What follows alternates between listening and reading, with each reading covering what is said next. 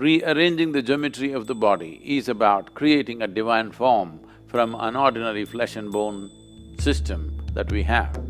These 114 chakras, if we rearrange them in a certain way, a complete different possibility becomes available around those forms.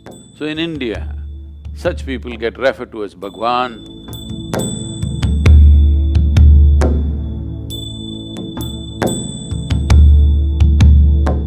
What we refer to as the universe or as cosmos is essentially a complex amalgamation of forms. All these forms, planets, stars, the whole systems, these are all forms. When these forms evolve over a period of time to become efficient forms, seemingly perpetual, they have become seemingly perpetual in our experience because of the perfection of geometry that they have arrived at. It's not something that it suddenly happened. Each one of these forms have evolved over a period of time. Certain forms which evolved beyond a certain point.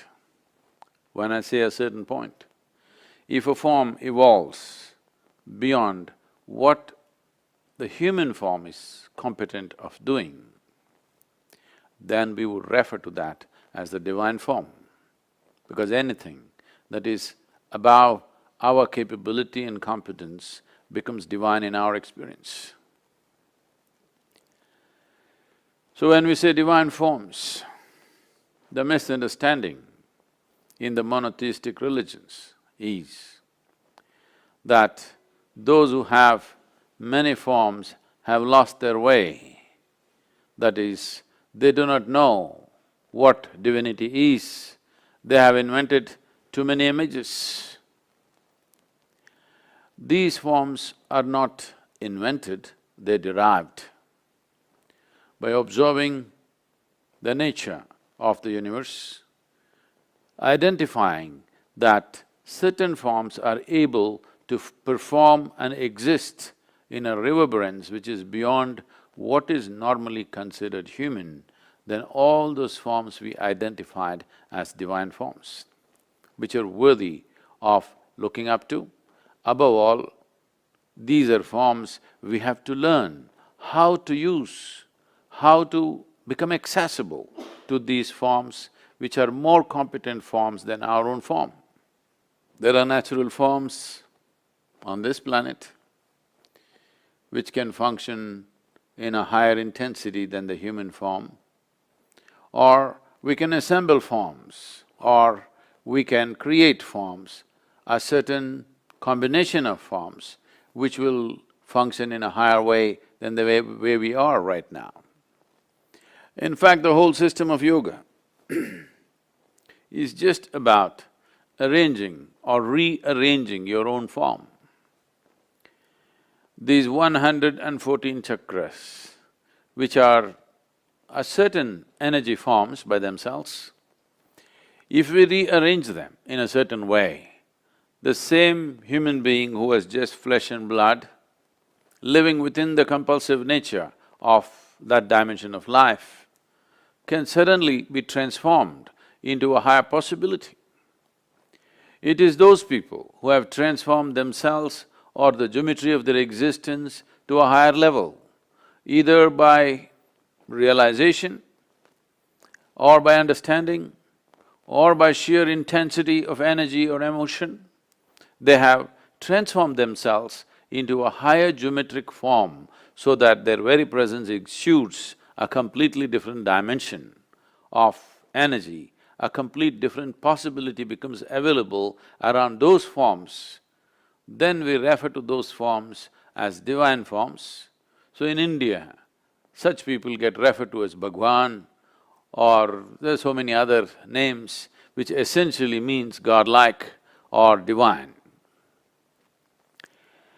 The nature of the human body has come with a certain arrangement.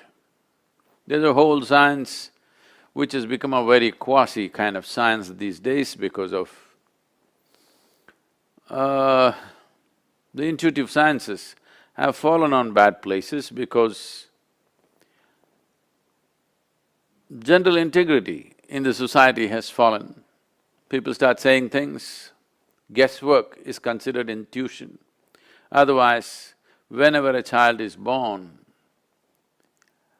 usually in India, they used to call a person who's intuitive, who'd come and observe the geometry of the child's body and would say, this is what is possible in this child's life.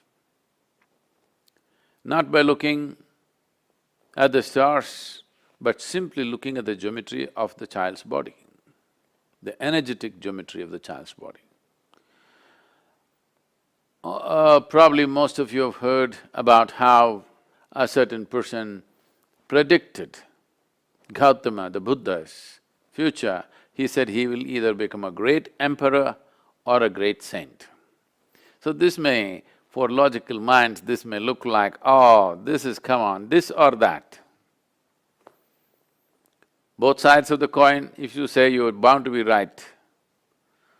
No, he's only talking about looking at the intensity of the geometry. He's saying, either in the material world he will achieve great things. Because he's a king's son, he's saying maybe he will become a great emperor. Or because of a certain observation, if such intensity is there in the child, why would he waste his time ruling over people? He would rather embrace them, which is more sensible to do. He would rather transform them, which is more sensible to do. So, he said the intensity is going beyond being an emperor. Being a king's son, probably he will become an emperor. But when I look at the intensity of the geometry, maybe he will become a great sage. Well, he turned out the other way around. He was not wrong in that prediction. If he had fallen back in his life for some reason, maybe he would have become a great emperor, a conqueror. Maybe he would have conquered many lands and become a great emperor. Great emperors did not happen without so much guile, violence and many things which most people wouldn't want to do in their lives. To be a great emperor, you have to do many things that a whole lot of sensible people will not be willing to do. So Gautama chose the other way around and the prediction was not wrong. The prediction is he is looking at the seed and this can become a great tree. So the geometry of the body, rearranging the geometry of the body is about creating a divine form from an ordinary flesh and bone system that we have. Is something wrong with flesh and bone? Nothing wrong, it comes with its limitations. It's a compulsive form. Is something wrong me being compulsive?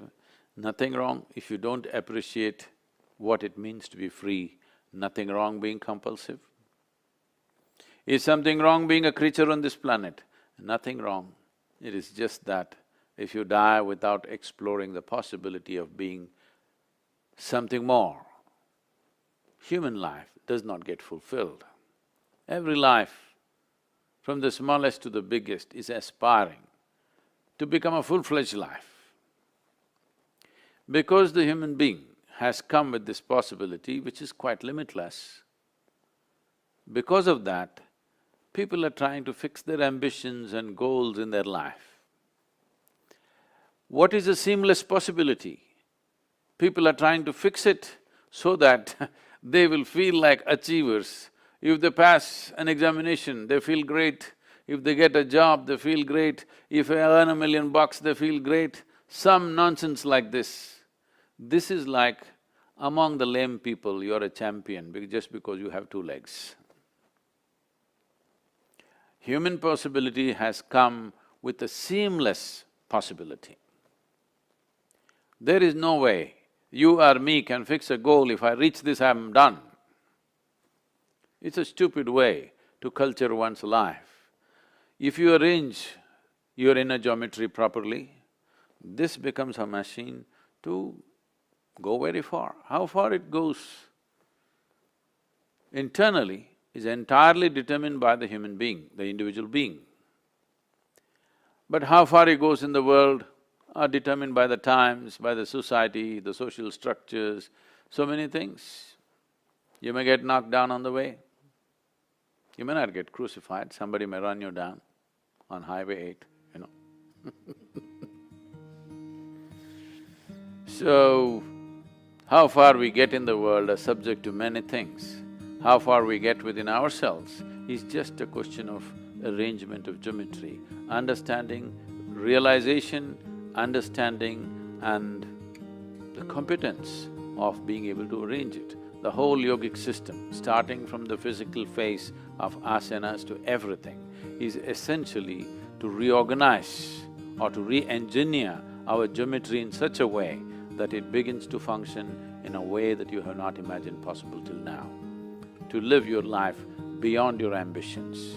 The stupid ambitions have come to you because of a limited society in which you're living.